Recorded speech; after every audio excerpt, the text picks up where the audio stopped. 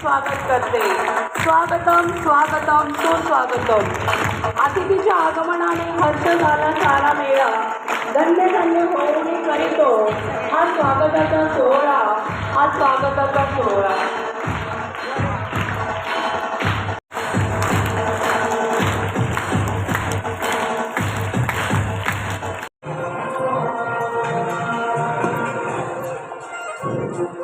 ना वाकायचे ना चुकायचे, कधी शिकवण आम्हाला दिली तुम्ही.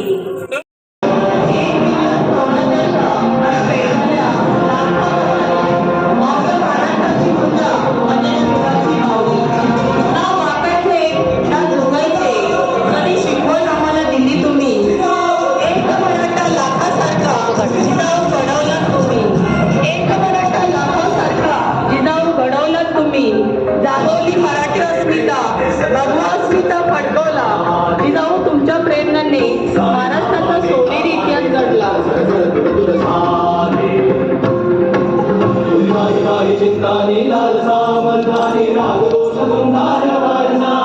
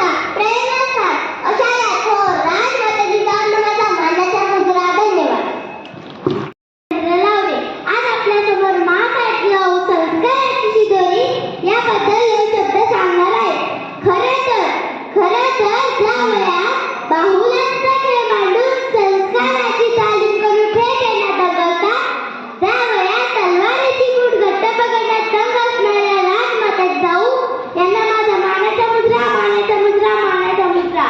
राजमाता जाऊ यांचा जन्म बुलढाणा जिल्ह्यातील सिद्धखेड येथील लखुजी चौकात व माळसाला यांच्या राजघराण्यात 12 जानेवारी 1598 रोजी झाला.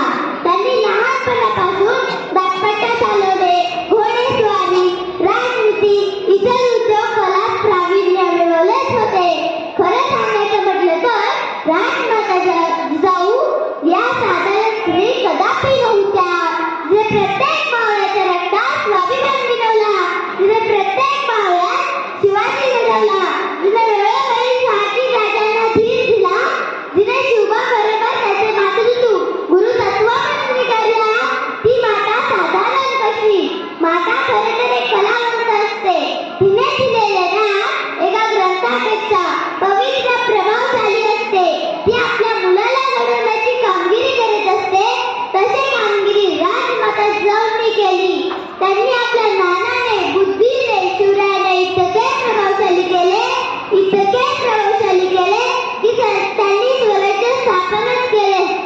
म्हणून जिजाऊ देववादी नव्हत्या तर त्या प्रयत्नवादी होत्या. म्हणूनच तर मुसटपणा, नीतिमत्ता, बुद्धिमत्ता यांचा सुरेख संगम म्हणजे राजमाता जाऊ. खरं तर तो काळच भयंकर होता. लोकांनी गुलाम व्हावे, आदिलशाही निजामशाही यांची चाकरी करावी, मनसोक्त वतनदार व्हावे. ज्ञानी माणसाने आपल्याच घरेलू माणसांची तोड केली ती शत्रूला जाऊन सांगावे. कलाकारांनी आपली स्वतःची रंगून रंगून सांगावे. हे सगळं काही विभ्रम घडत होतं. शत्रूंनी आईबायांची इज्जत लुटून वैशीला टांगत होते. मुलींचा लिलाव डोळ्यासमोर होत होता. अशा स्वतंत्र व्हावे हे विसरून गेलेला समाज निमूटपणा सहन करत होता. शेतकऱ्यांची अवस्था महाभयंकर. निभावा आपण पण कंगी बादशाने भरावी, घाम गळावा आपण पण पोट भरू नये, अशी दयनीय अवस्था जिजामातांना बघवत नव्हती. त्यांना अत्याचाराविरुद्ध वीर पाहायचा होता. त्यासाठी संस्कारही तसेच होते हे जिजामाता जाणून होत्या. खरं तर या विषयातील राष्ट्रीय प्रेरणास्थान हा शब्द मला अधिक महत्त्वाचा वाटतो. त्याचे कारण काय? शून्यातून विश्व निर्माण करायचे ते कशा पद्धतीने करावे? आयुष्यामध्ये सर्व गोष्टी लिलाव झाल्यानंतर देखील कसे उभे राहिले पाहिजे याचे सातत्याने अत्यंत चिवट बुद्धीने लढण्याचं सामर्थ्य हे आम्हाला जिजाऊंनी दिलं. असं आहे. म्हणूनच म्हणतात आले किती गेले किती उडून गेला भरारा, आले किती गेले किती उडून गेला भरारा, पण संपला नाही आणि संपणारही नाही आमचा राजमाता जिजाऊंचा दरारा. आज अशा या राजमाता जिजाऊंना माझे कोटी कोटी प्रणाम. जय हिंद, जय महाराष्ट्र. आजच्या आमच्या 4थ्या वारसोळीचे प्रमुख पाहुणे व आपले मुख्याध्यापक माननीय श्री जगदाळे सर आणि वारसोळीचे वाद्याध्यक्ष व व्यासपीठावर शिक्षक आणि माझ्या वर्गमित्र मैत्रिणींना माझा सहस्रेय नमस्कार. आज राजमाता जिजाऊ जयंती आणि स्वामी विवेकानंद जयंतीचे औचित्य साधून आपण ही बालसभा आयोजित केली आहे. आज मी येथे स्वामी विवेकानंद यांच्याबद्दल थोडासा परिचय करून देणार आहे. जिनके ओजस्वी वचनों से गुण उठाता विश्वगण, जिनके ओजस्वी वचनों से गुण उठाता विश्वगण, वही प्रेरणा पुण्य हमारे स्वामी पूज्य विवेकानंद, वही प्रेरणा पुण्य हमारे स्वामी पूज्य विवेकानंद. स्वामी विवेकानंद तेजस्वी व्यक्तिमत्व लाभलेले महान तत्वज्ञानी व कुशल वक्ता होते. त्यांचा जन्म 12 जानेवारी 1863 रोजी कलकत्ता येथे झाला. स्वामी विवेकानंदांचे पूर्ण नाव नरेंद्र विश्वनाथ दत्ते होते. लहानपणापासून स्वामी विवेकानंदांवर आई वडिलांनी उत्तम संस्कार केले. स्वामी विवेकानंद लहानपणापासूनच अलौकिक प्रतिभावान बुद्धीचे होते. त्यांनी तत्वज्ञान, धर्मविज्ञान, सामाजिक विज्ञान, कला, साहित्य इत्यादी विषयांचे सखोल ज्ञान मिळवले. त्याचबरोबर त्यांनी वेद, उपनिषद, पुराण, रामायण, महाभारत अशा हिंदू धर्मग्रंथांचा पुरेपूर अभ्यास केला. स्वामी विवेकानंद हे केवळ वेदोदातक अभ्यासात कुशल नव्हते, तर ते केवळ शारीरिक व्यायामाचे कुशल होते. रामकृष्ण परमहंसांना त्यांनी आपले गुरु मानले. आपल्या पूर्णीय गुरुच्या मृत्यूनंतर जनतेच्या उद्धारासाठी रामकृष्ण मिशन व रामकृष्ण मठ स्थापन केले. नंतर पुढे त्यांनी संन्यास घेतला व ते नरेंद्रचे विवेकानंद बनले. त्यांनी संन्यासी वृत्ताने समाजसेवा करीत राष्ट्र उभारणीचे कार्य केले. 12 जानेवारी जिजाऊचे जन्मदिवस प्रसंग. आठवण जिजाऊ आईसाहेबांना माझा मानाचा मुद्रा. हिंदवी स्वराज्याचे संस्थापक छत्रपती शिवाजी महाराज आणि क्रांती संभाजी महाराज या दोन छत्रपतींना घडवणाऱ्या जिजाऊ राजमाता होत्या. जिजाऊंचा जन्म 12 जानेवारी 1598 रोजी बुलढाण्यात झाला. त्यांचे वडिलांचे नाव लखोजीराव जाधव आणि आईचे नाव माळठाबाई असे होते. त्यांचा विवाह लहानपणी शूर पराक्रमी वेळूरचे शहाजीराजे भोसले यांच्याशी झाला. राजमाता जिजाऊ यांचे जीवन म्हणजे संस्काराचा अमोल खजिना. राजमाता जिजाऊ यांचे जीवन म्हणजे संस्काराचा अमोल खजिना. मातृत्व, नेतृत्व आणि कर्तृत्वयाची सुरेख गुणांचा सुरेख संगम त्यात होता. 17 जून 1597 रोजी त्यांनी आपले जीवन संपवले. या थोर जिजाऊ जिजाऊंना माझे कोटी कोटी प्रणाम. जय हिंद, जय महाराष्ट्र. धन्यवाद. आजच्या या महान बालसभेचे प्रमुख पाहुणे आदरणीय जगदाळे मॅडम, आवर्जून उपस्थित राहिलेल्या दुपारी वर्गातील गुरुवे मॅडम, हल्लाळे मॅडम आणि सकाळपासून या बालसभेसाठी धडपडणारे सगळे बालचमू आणि इयत्ता 4थी अ चा वर्ग. आपण प्रत्येक बालसभेमध्ये या गोष्टीची जाणीव करून देत असतो. हा इकडे उजव्या बाजूला बसलेली मुलं, माझा आवाज येतोय? ज्यांना आवाज येत नाही ते गप्पा मारतील. बघा, ज्यांना आवाज येत नाही ते गप्पा मारतील. बघा, मध्ये दोघांना आवाज येत नाही अजून. मला ओके. आपण जून महिन्यामध्ये बालसभांचं नियोजन दिलेलं असतं की कुणाला कुठल्या वर्गाची बालसभा आहे. मला आज एका गोष्टीचा खूप आनंद झाला की आज खऱ्या अर्थाने असं वाटलं की आपण जून महिन्यामध्ये बालसभा दिली आणि त्याची तयारी जून महिन्यापासूनच चालू आहे याचं प्रत्यंतर या बालसभेमध्ये आलं. म्हणजे ज्या पद्धतीने भव्य दिव्य असं स्वरूप या बालसभेला दिलं गेलं आणि मला असं कुठेही त्याचा गाजावाजा कुठेही आवाज झालेला दिसला नाही तयारीमध्ये की बालसभेची तयारी चाललेली आहे. जूनमध्ये आपण बालसभा यासाठीच दिलेल्या होत्या की आपल्याला कमीत कमी 5-6 महिने बालसभेच्या तयारीसाठी मिळाले. आजच्या या बालसभेतून हे जाणवलं की जून महिन्यापासून आपल्या या बालसभेची तयारी चाललेली असेल. खूप सुंदरपणे आपण बालसभेची ही तयारी घेतलेली आहे. विशेष करून आजचे दोन्ही निवेदक आणि जी भाषणं झाली त्यातलं भाषण तर सगळी सुंदर झाली, पण देविका जी आहे, कुठे देविका, हिचं भाषण अप्रतिम होतं देविकाचं. देविका पुढे आणि वयाला म्हणजे ऍक्च्युली ती आहे 4थी मध्ये, पण तिनं ज्या पद्धतीने भाषण केलं तिचं स्क्रिप्ट परत एकदा तुम्ही बघा आणि तिचं भाषण व्हिडिओला तर आपण बघूया, पण अप्रतिम आणि ओघवत्या भाषेमध्ये तिनं तिचं भाषण केलं. सगळ्याच त्यांनी सुंदर केलं. हे जे शब्द होते ते जास्त मोठ्या वयाला शोधेल असे शब्द होते, पण ते तिने सहज हृदया पार पाडले. त्याबद्दल आपण देविकाचे आणि तिला मार्गदर्शन करणारे शिक्षक, पालक यांचं जरा झकास लॅबमध्ये आपण कौतुक करूया.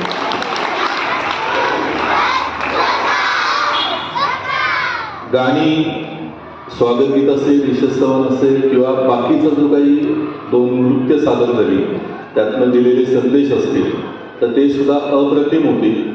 आता आपली सहल कुठे जाणार आहे माहिती आहे तुम्हाला? सहलीला हा डान्स परत घ्यायचा आहे आपल्याला तिथे शिवनेरीवर. कोणता डान्स? मराठी आले मराठी. जमणार का सगळ्यांना? मग त्याची प्रॅक्टिस चालू ठेवायची आणि खास शिवनेरीवर आपण डान्स करूया हा या गाण्यावर. आता पहिली दुसरीची आमची सहल गेली होती तर असंच लहान मुलांनी मिळून बालगीतांवर डान्स केला होता आणि आम्ही सुद्धा त्यांच्याबरोबर नाचलो होतो सगळे. तर त्या बालगीताचं किंवा त्या नृत्याचं कौतुक खूप ठिकाणी करण्यात आलं.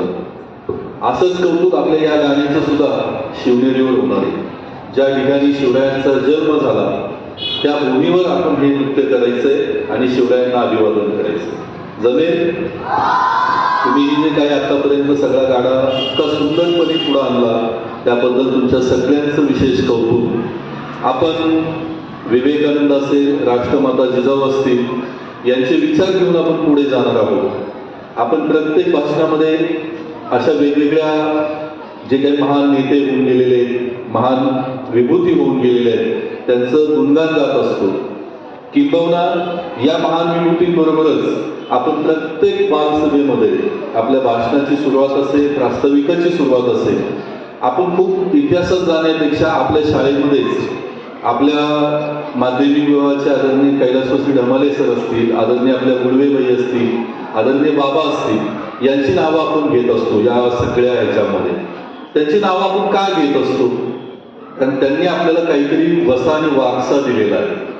त्यांनी आपल्याला काहीतरी संस्कार केलेले की ही शाळा आपली आहे, शाळा माझी आहे, त्या भावनेनं सगळ्यांनी एकत्रित येऊन काम करा अशा पद्धतीचा वारसा आपल्याला या तिन्ही व्यक्तींकडून मिळाला आहे. ढमाले सर असतील, ढमाले सर कधीही म्हणजे त्यांना बघितलं की आमच्या डोक्यात फक्त एकच जायचं, सर काहीही करायचे आणि बाजूला उभे राहायचे आणि सगळं क्रेडिट दुसऱ्याला द्यायचं. हा सरांचा सगळ्यात मोठा गुण होता. बाई शांत राहायच्या पण बाई शांत राहून खूप काही आम्हाला गोष्टी समजून सांगायच्या. बाबांचं प्रेम नातवाच्या पलीकडेच असायचं आम्हाला. या लोकांनी दिलेले हे संस्कार आहेत आणि ते संस्कार घेऊन आम्ही सगळे शिक्षक पुढे जाणार आहोत आणि निश्चित त्या संस्काराची कुठेतरी प्रतिमा असेल, प्रतिबिंब असेल ते आम्हाला या बालसभांमधून दिसत असतं.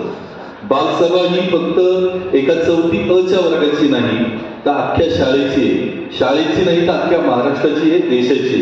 कारण राष्ट्रमाता जिजाऊ आणि विवेकानंद हे फक्त राम मंदिरचे किंवा फक्त येतात 4थी अ चे करे नाही ना, तर हे अख्ख्या युगाचे आहे की ज्यांनी अख्ख्या जगावर राज्य गाजवलेलं आहे. म्हणून या महान मूर्तींना आपण इथं वंदन करत असतो.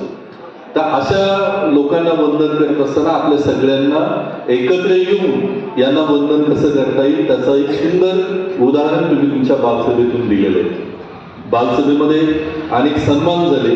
एक वेगळा सन्मान या बालसभेमधून तुम्ही करण्यात यशस्वी झाला त्याबद्दल वर्ग शिक्षकांचं विशेष कौतुक. बालसभा ज्या विषय तुमच्याकडे जो येतो ना त्या विषयाला शोभेल अशा पद्धतीने बालसभा झाली की त्याचं एक वेगळं समाधान आम्हा सगळ्यांना होत असतं. मुलंही तुमची सगळे ऍक्टिव्ह आहेत. प्रत्येकानं आपापल्या पद्धतीने प्रयत्न चांगला केलेला आहे. तुम्ही डान्स सुंदर केले. तुमच्या डान्स करताना चेहऱ्यावरचे हावभाव सुद्धा मराठ्यांना शोभणारे होते. म्हणून तुम्हाला सगळ्यांना आमचा मानाचा मुजरा. या वर्गाचे वर्ग शिक्षक आदरणीय मुंडे मॅडमसाठी आपण सगळ्यांनी एकदा झकास क्लॅप देऊया.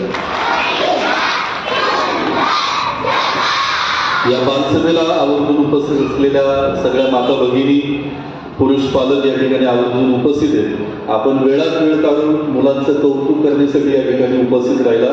कारण आमच्यापेक्षा मुलांना जवळ समोर आई, वडील, आजी, आजोबा दिसले की त्यांना एक भारी वाटतं. मग अशी माझी एक आलिजा म्हणून कन्या आहे, तिने तिथून असा हात केला.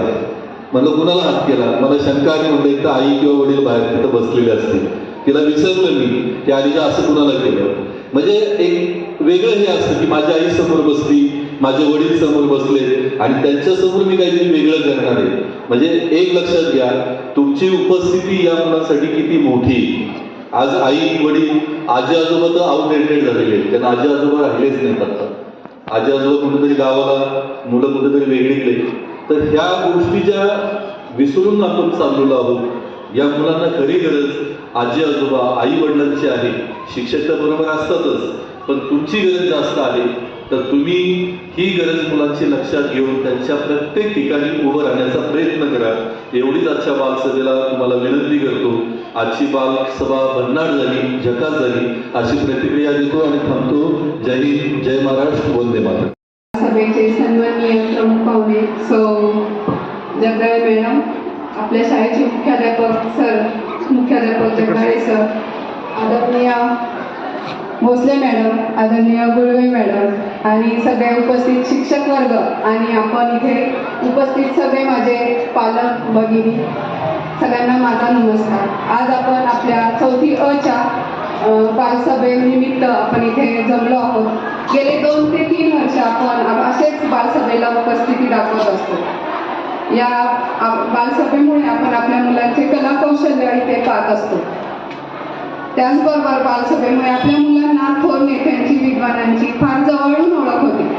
बालसभेत घेतले जाणाऱ्या विद्वानांच्या जीवनावर आधारित नाटक, डान्स, भाषण यामुळे आपली मुले थोर नेत्यांना कधी विसरूच शकत नाही. आणि हे फक्त शक्य होते आपल्या या उपक्रमशील शाळेमुळे. शाळेने हा राबवलेला उपक्रम किती उत्कृष्टपणे आपल्या समोर मांडण्यासाठी आपल्या वर्ग शिक्षकांनी घेतलेले परिश्रम, कष्ट आज आपण इथे सादरीकरणातून पाहिले आहे. त्यामुळे मॅडमचं खूप मनापासून कौतुक करते. आणि आता सरांनी सांगितलं, ही बालसभा फक्त आपल्या शाळेपुरती नाही तर महाराष्ट्राची बालसभा आहे. तर हे खरोखर शक्य होतं की आपल्या ह्या उपक्रमशील शाळेमुळे. आपली ही शाळा उपक्रमाबरोबर स्पर्धा परीक्षा पण घेते. त्या स्पर्धा परीक्षामुळे म्हणजे एक उदाहरण सांगायचं म्हणजे आपली मुलं 1ली 2री शाळेतच आली नाही, ती डायरेक्ट 3री शाळेत आली. आणि 3री शाळेत येऊन सुद्धा 3रीमध्ये आपली मुलं मंथन परीक्षेमध्ये मेरिट लिस्टला आलेली आहे, राज्यस्तरापर्यंत पोहोचली आहे. याचं सगळं श्रेय जातं आपल्या वर्ग शिक्षकांना आणि सर्व मंथन जे मार्गदर्शन करणाऱ्या शिक्षकांना. आपण पालकांनी आपल्याला स्वतःला खरंच भाग्यवान समजलं पाहिजे की आपली मुलं आज आपल्या ह्या शाळेमध्ये शिक्षक. कारण विद्यार्थ्यांचा सर्वांगीण विकास हेच आपल्या शाळेचं उद्दिष्ट आहे आणि यातूनच खरा विद्यार्थी घडतो. आणि विद्यार्थ्यांना खरं मार्गदर्शन करणारा गुरु हाच मेन श्रेष्ठ ठरला जातो. आपला खरा इतिहास, आपल्या राजमाता, आपले शिवबा आणि त्यांचे बालपण, थोर विद्वान नेते हे आपल्या मुलांना आपल्या शाळेतूनच फार जवळून समजले जातात. ते आणि ते फक्त या बालसभेमुळेच. तर अशा या आपल्या वर्ग शिक्षका आदरणीय सौ मुंडे मॅडम यांचा इथे मी आज सत्कार करू इच्छिते. आणि ही गरज नक्कीच आपण भागवतोय. आपल्या शाळेतून आपण ज्या बालसभा जयंत्या पुण्यतिथ्या साजरा करतो त्यातून आपण प्रत्येक विद्यार्थ्याला पुढे येण्याची संधी या माध्यमातून देत असतो. आणि ही संधी देण्यासाठी प्रत्येक वर्ग शिक्षक या ठिकाणी प्रयत्न करतात. त्यासाठी आपल्या संस्थेचे अध्यक्ष आदरणीय आप्पा, आपले प्राथमिकचे मुख्याध्यापक आदरणीय जगदाळे सर आणि सर्व शिक्षक वृंद त्यांच्या प्रयत्नांची पराकाष्ठा करत असतात. आणि याला तुमच्या पालकांचं सहकार्य मिळतं यासाठी पुन्हा एकदा सर्वांचे या ठिकाणी धन्यवाद व्यक्त करते आणि मी माझे 2 शब्द थांबवते. धन्यवाद.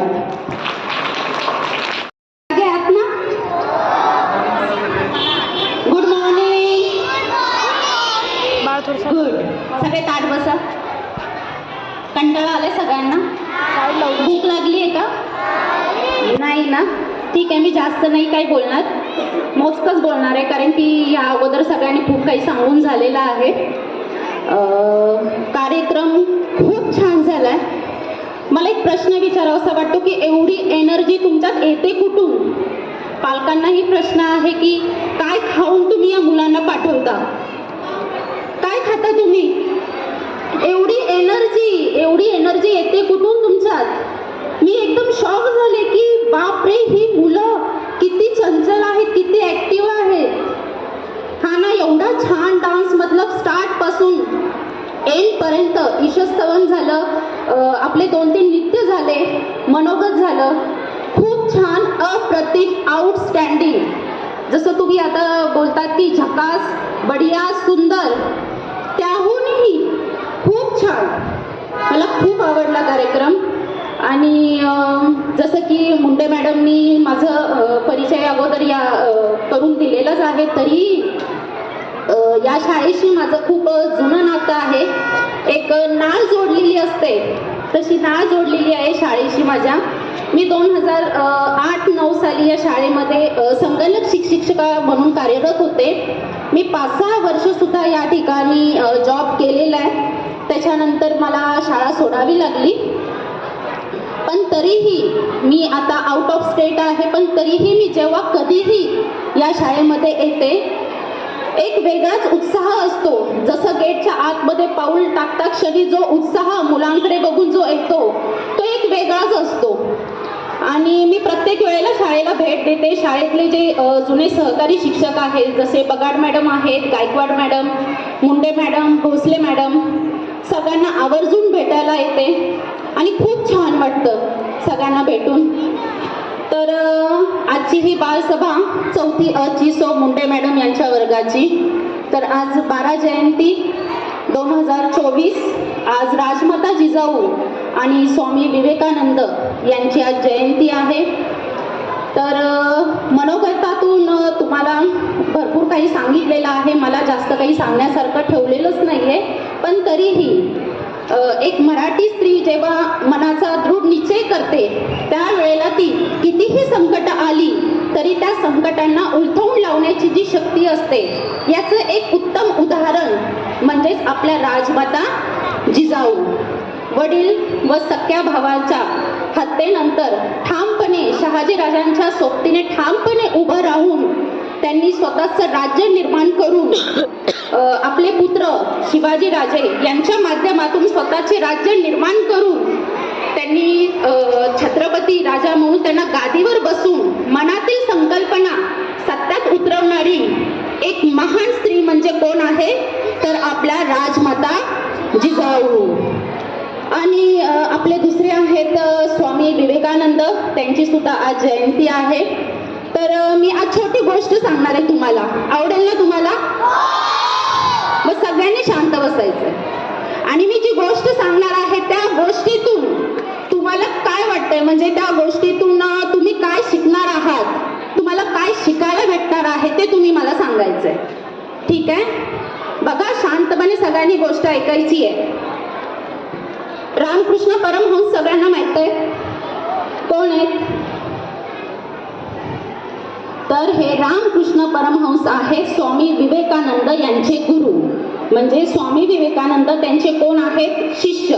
जसं तुमचं आणि शिक्षकांचं नातं आहे, है ना, गुरुजी आणि विद्यार्थ्यांचं, तसंच रामकृष्ण परमहंस हे कोण होते? स्वामी विवेकानंद यांचे गुरु होते. तर एकदा रामकृष्ण परमहंस यांनी आपल्या सगळ्या शिष्यांना जवळ बोलावलं आणि त्यांना एक काम सांगितलं. काम होतं थोडं हटके. हटके म्हणजे कसं? थोडं वेगळं होतं. तर त्यांनी आपल्या शिष्यांना काय सांगितलं? तुम्हाला एक काम करायचंय. कोणतं काम करायचंय? तर तुम्हाला तुमच्या घरातून चोरून तांदळाचे दाणे घेऊन यायचे, म्हणजे थोडेसे दाणे चोरून आणायचे. तर सगळे शिष्य आहेत ते एकमेकांकडे बघू लागले की चोरी करायची म्हणजे थोडंसं मुलांना हे झालं की चोरी कशी करायची, चोरून दाणे कसे आणायचे. तरीही गुरुजींच्या आज्ञेचं पालन करायचं म्हणून मग सगळे शिष्य म्हटले की हो, आम्ही हे काम करू. 4-5 दिवसानंतर कठोर मेहनतीनंतर, आता चोरी करणं म्हणजे सुद्धा एक मेहनतच असते की नाही, तर त्या मेहनतीनंतर मग सगळेजण आले. प्रत्येकाच्या झोळीमध्ये थोडे थोडे तांदळाचे दाणे होते. तर प्रत्येकाने गुरुजींना दाखवलं की आम्ही एवढे एवढे चोरून तांदूळ आणलेले आहेत. तर त्याच्यामध्ये एक शिष्य असा होता की त्याच्या झोळीमध्ये काहीच नव्हतं. त्याची झोळी पूर्ण रिकामी होती. तर मग रामकृष्ण परमहंस त्यांनी सगळ्या शिष्यांना विचारलं, बघा, मी तुम्हाला जे काम सांगितलेलं आहे ते तर तुम्ही केलं, पण मी तुम्हाला एक जी अट घातलेली होती की चोरी करताना कुणीही तुम्हाला पाहिलं नाही पाहिजे, बघितलं नाही पाहिजे. तर मग सगळे शिष्य म्हटले की हो हो, आम्हाला चोरी करताना कुणीच नाही पाहिलेलं. मग सगळ्यांनी त्यांना दाखवलं गुरुजींना. त्यात एक शिष्य असा होता की त्याची झोळी रिकामी होती. मग गुरुजींनी त्याला विचारलं की बाबा तुझी झोळी रिकामी का? मी तुला जे काम सांगितलेलं होतं ते तू काम केलं नाहीस. मग तो शिष्य जो होता तो काय बोलला माहिती आहे तुम्हाला? तो शिष्य असा म्हटला आपल्या गुरूंना की स्वामीजींनी खूप वेळा प्रयत्न केला चोरी करण्याचा, तांदूळ चोरी करण्याचा खूप वेळा प्रयत्न केला, पण माझ्या आतून मला असं जाणवत होतं की मला कुणीतरी बघतंय, त्याच्यामुळे मी हे काम करू शकलो नाही. त्याचं हे उत्तर ऐकून रामकृष्ण परमहंसांना खूप समाधान वाटलं. त्यांनी सगळ्या शिष्यांना आपल्यासोबत घेतलं, आपल्या जवळ बसवलं आणि त्यांना एक गोष्ट सांगितली की मुलांनो, नेहमी लक्षात ठेवा की कोणतंही चुकीचं काम करण्याच्या अगोदर तुम्ही स्वतःला हे समजवा की तुमच्या आतला जो माणूस आहे, तुम्ही जगाला फसवू शकता पण स्वतःला फसवू शकत नाही, हो की नाही? मग त्यांनी हेच सांगितलं की तुम्ही विद्यार्थी असाल, व्यावसायिक असाल, नोकरदार असाल, कधीतरी तुम्हाला कुठल्या वाईट गोष्टीसाठी प्रवृत्त करत असेल तर नेहमी ही गोष्ट मी आता जी सांगितलेली आहे ती गोष्ट नेहमी तुम्ही स्मरणात ठेवायची आहे की आपल्या हातून कोणतीही वाईट गोष्ट होणार नाहीये. ठीक आहे? समजली गोष्ट? आवडली? यातून काय समजलं तुम्हाला? चोरी करायची नाही, वाईट बोलायचं नाही. ठीक आहे? अगर कोणी वाईट गोष्ट करत असेल तर त्याला त्या गोष्टीपासून आपल्याला परावृत्त करायचं आहे. ठीक आहे? सो मुंडे मॅडमनी परिचय करून दिलेला, तरी पण मी परत एकदा सांगते की शाळेमध्ये मी ज्या वेळेला होते 5-6 वर्ष कार्यरत होते त्यावेळेला या शाळेने मला खूप भरभरून प्रेम दिलेलं आहे. जो प्रेम आहे, जिव्हाळा आहे, ती ओढ मला कायम या शाळेकडे खेचत आलेली आहे. आज जरी मी या शाळेत नसली, कार्यरत नसली तरी मी नेहमी या शाळेला भेट देते. फक्त एक खंत मला वाटते की आज गुळवे मॅडम आपल्यामध्ये नाही आहेत. त्यांची खंत, त्यांचे पदोपदी आपल्याला त्यांची उणीव भासत राहणार आहे आणि त्यांची ही उणीव कधीच कोणी भरून काढू शकत नाहीये. पण जरी गुळवे मॅडम आपल्यासोबत जरी नसले तरी अदृश्य स्वरूपात त्यांचा हात आशीर्वादाचा नेहमी आपल्यासोबत असणार आहे. आणि इथे जमलेल्या पालकांना बघून सुद्धा मला खूप छान वाटतंय की एवढे टॅलेंट मुलांना तुम्ही हे करत आहात, प्रोत्साहन देत आहात, त्यांच्या कलागुणांना तुम्ही वाव देत आहात. खूप छान वाटलं. असेच हसत राहा, खेळत राहा, धडपडा, उठा, परत धडपडा, परत उठा, पण हार कधीच मानू नका. ठीक आहे? चालेल. बाकी सो मुंडे मॅडम यांची आजची बालसभा खूप छान झाली मॅडम. त्यांच्या एवढ्या दिवसांची मेहनत. त्यानंतर स्वामी विवेकानंद यांच्या भूमिकेतील स्वयं तावरे आपले विचार मांडतील.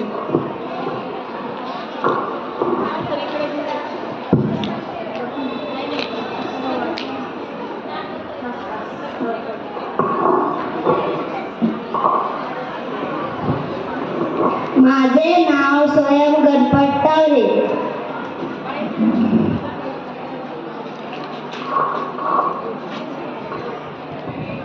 माझे नाव स्वयं गणपत तावरे.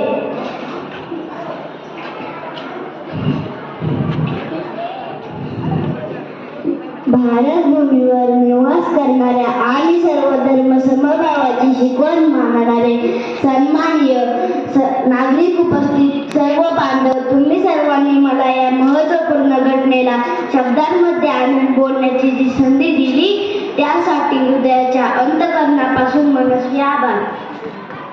उठा, जागे व्हा आणि तोपर्यंत थांबू नका जोपर्यंत ध्येय प्राप्ती होत नाही. असे प्रेरणादायी विचार असलेले तरुणांचे प्रेरणास्थान म्हणजे स्वामी विवेकानंद. त्यांचा जन्म 12 जानेवारी 1863 रोजी कलकत्ता येथे झाला.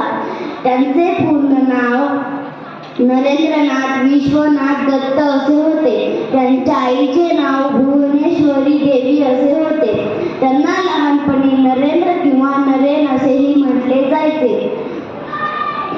ते पारंपरिक बंगाली कुटुंबात त्यांचा जन्म झाला होता. घरात त्यांना धार्मिक व सुशिक्षित वातावरण मिळाल्यामुळे त्यांचे व्यक्तिमत्व फुलले होते. ते हुशार होते, पण खेळातही तेवढेच तरबेज होते. वाद्य गायन यांचे शिक्षण घेत असतानाच त्यांना देवाबद्दलही तितकेच कुतूहल होते. देव खरंच आहे का हे जाणून घेण्यासाठी ते रामकृष्ण परमहंस यांना भेटले. परमेश्वर सर्वत्र आहे अशी शिकवण रामकृष्ण परमहंस यांनी त्यांना दिली. त्यानंतर त्यांनी रामकृष्ण परमहंस यांना आपले गुरु म्हणून स्वीकारले. सन 1893 रोजी अमेरिकेतील शिकागो येथील झालेल्या सर्वधर्म परिषदेत स्वामी विवेकानंदांनी जे भाषण केले त्या भाषणाने त्यांनी सर्वांची मने जिंकली, पण त्यांनी हिंदू समाजाचे महत्त्व सर्वांना पटवून दिले. त्यांनी जे भाषण केले त्या भाषणामुळे ते सर्व भारतभर व सर्व जगभर प्रसिद्ध झाले. ते जेव्हा भारतात परतले तेव्हा त्यांनी हिंदू समाजाचा प्रचार व प्रसार केला. मानव जातीच्या कल्याणाचा मार्ग त्यांनी खुला केला. सर्व धर्म हा सर्व प्रकाशक असतो. वसुंधरेसारखा सर्व संग्राहक असतो. ज्या देशाची आपल्याला सेवा करायची, ज्या समाजाची आपल्याला सेवा करायची, तो समाज तो देश एकदा डोळ्याखालून झाला म्हणून स्वामी विवेकानंद हिमालयापासून कन्याकुमारी पर्यंत भारत यात्रा सुरू केली. पोरबंदरच्या वास्तव्यामध्ये ते जेव्हा आले तेव्हा ते तिथं खंडच्या खंड वाचत असत. रोज ते एक खंड वाचायचे. 2 दिवसात त्यांनी 2 खंड वाचून पूर्ण केले. तिसऱ्या दिवशी जेव्हा त्यांचे शिष्य ग्रंथालयात ग्रंथपालाला तिसरा खंड मागतात तेव्हा तो ग्रंथपाल म्हणतो, तुमचे गुरु वाटतं ही पुस्तकं वाचत नाही. काही लोकांना अशी सवय असते की जाडीच्या जाडी पुस्तके न्यायची आणि न वाचता परत करायची. असेच करतात वाटतं तुमचे गुरु. हे सर्व त्या शिष्यांनी स्वामी विवेकानंदांना सांगितले. 4थ्या दिवशी 4था खंड घेण्यासाठी स्वामी विवेकानंद स्वतः गेले व ते तिथल्या ग्रंथपालाला म्हणाले, माझे इथून मागचे तिन्ही खंड वाचून झालेले आहेत. जर तुम्हाला काहीही शंका असेल तर तुम्ही त्याच्यातील काही विचारू शकता. तेव्हा त्या ग्रंथपालाच्या मनात असा विचार आला, बघू हा संन्यासी किती प्रामाणिक आहे. तेव्हा त्या ग्रंथपालाने त्या खंडांतील उभे आडवे प्रश्न विचारले. त्या प्रश्नांचे उत्तर ज्या पानावर असेल ते अर्धे पान स्वामी विवेकानंद कंठस्थ सांगत असत. हे पाहून ग्रंथपाल चकित झाला. त्यानंतर ते कन्याकुमारीला आले. कन्याकुमारीचे दर्शन घेऊन ते तिथल्या समुद्रकाठी गेले. आजूबाजूला छान असं शांत वातावरण पसरले होते. अथांग समुद्र असा पसरला होता. समुद्राच्या मधोमध त्यांना एक मोठा खडक दिसला. त्यांनी तिथल्या नावाड्याने विचारले, ते काय आहे? तिथले नावाडी म्हणाले, तो एक शिलाखंड आहे. त्याला श्रीपाद शिला असे म्हणतात. तेव्हा स्वामी विवेकानंदांच्या मनात असा विचार आला की आपली भारत यात्रा अजून पूर्ण झालेली नाही. आपण जेव्हा त्या शिलाखंडावरती जाऊ तेव्हाच आपली भारत यात्रा पूर्ण होईल. म्हणून ते त्या नावाड्याने म्हणाले, मला त्या शिलाखंडावरती नेऊन सोडा. तेव्हा त्याच्यातील एक नावाडी म्हणाला, त्यासाठी तुम्ही मला 5 पैसे द्या. स्वामी विवेकानंद म्हणाले, मी निष्कांचन संन्यासी आहे. मी अत्यंत गरीब आहे. माझ्याकडे पैसे नाही. तेव्हा नावाडी म्हणाला, ते तुम्ही पाहून घ्या. स्वामी विवेकानंदांनी काहीही विचार न करता समुद्रात उडी मारली. सर्व नावाडी घाबरले, कारण स्वामी विवेकानंदांना तिथली एक भयानक गोष्ट माहीत नव्हती. कारण स्वामी जवळच्या समुद्रात शार्क मासे असतात. त्यांचा जबडा एवढा खतरनाक असतो की त्यांचे दात हत्तीच्या सुळ्यांसारखे असतात. जर कोणता मनुष्य त्याच्या जबड्यात अडकला तर तो त्याला काकडीसारखा कडाकड करून खातो. हे स्वामी विवेकानंदांना माहीत नव्हतं. आणि दुसरी भयानक गोष्ट म्हणजे तो शिलाखंड थोड्या अंतरावर नव्हता, तो 1.5-2 फरलांग अंतरावर होता. मधीच त्याचा दम संपला तर तो समुद्रात बुडाला तर, म्हणून लगेच त्याच्या आत्महत्याने आपल्या नाव काढल्या व स्वामी विवेकानंदांचा पाठलाग केला. अखेर स्वामी विवेकानंद त्या शिलाखंडावरती पोहोचले व त्या नावाड्यांना म्हणाले, मी 3 दिवस इथेच राहणार आहे, तुम्ही इथून जा. दुसऱ्या दिवशी जेव्हा नावाडी स्वामी विवेकानंदांसाठी काही फळे घेऊन आली होती तेव्हा त्यांनी स्वामी विवेकानंदांना खूप हाका मारल्या. पण स्वामी विवेकानंद एवढे ध्यानस्थ चिंतन करत होते की खूप ध्यानस्थ होते. दुसऱ्या दिवशी नावाडी परत गेले. तिसऱ्या दिवशी जेव्हा ते येऊन हाका मारत होते तेव्हा स्वामी विवेकानंद उठले व ते त्यांना म्हणाले, मी सतत भारत मातेचे चिंतन करत होतो, आता सर्व दिशांना मला भारतच दिसत आहे. या भारतातील गरीब लोक, त्या गरीब लोकांची गरीब मुले, त्यांना खायला अन्न नाही म्हणून मी खाणार नाही. एवढे बोलून मी माझे भाषण संपवतो. जय हिंद, जय महाराष्ट्र.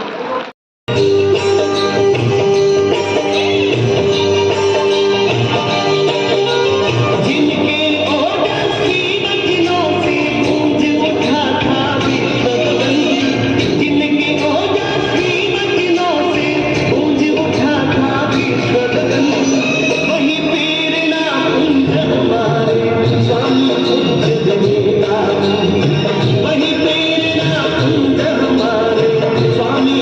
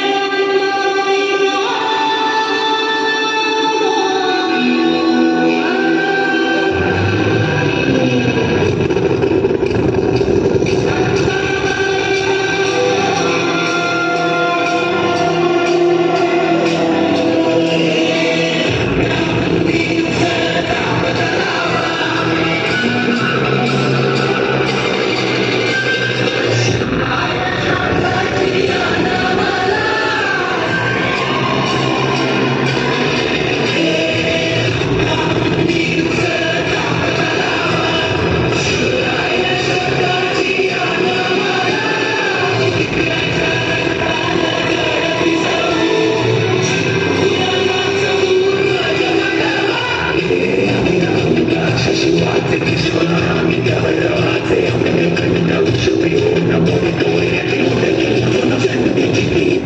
you.